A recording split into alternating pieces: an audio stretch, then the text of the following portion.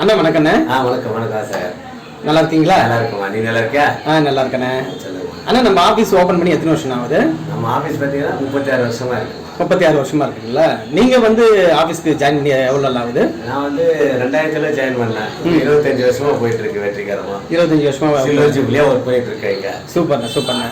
இப்போ இதில் பார்த்தீங்கன்னா நீங்கள் கஸ்டமருக்கெல்லாம் எப்படின்னா சர்வீஸ் பண்ணியிருக்கீங்கண்ணா?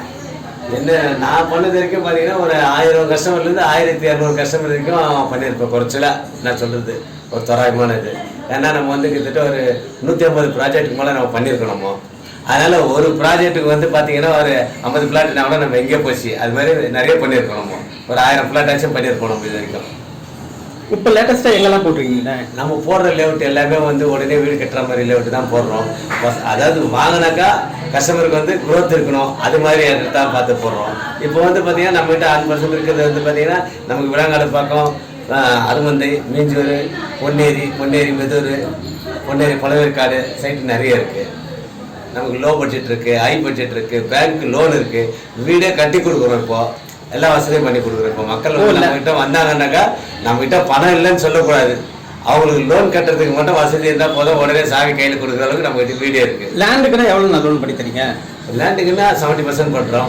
வீடுக்குன்னா 90% பண்ணுறோம். ப்ரொஃபைல் நல்லா இருக்கும். ப்ரொஃபைல் நல்லா இருந்ததுனால நல்லா இருக்கிற ப்ரொஃபைல்னா 100% கூட வாங்கி கொடுக்குறோம். எந்த ரேஞ்சிலேருந்து வீடு கட்டிருக்கீங்கண்ணா?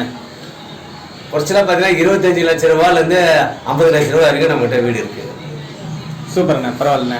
இது உடனே வீடு கட்டி நம்ம நாளைக்கு வந்தீங்கன்னா நீங்கள் பால் காய்ச்சலாம். வீடு நம்ம வாடகை வீடு போனால் எப்படியும் அந்த மாதிரி உடனே பால் காய்ச்சலாம். என்னென்ன பேங்க்கில் லோன் பண்ணுறீங்கண்ணா?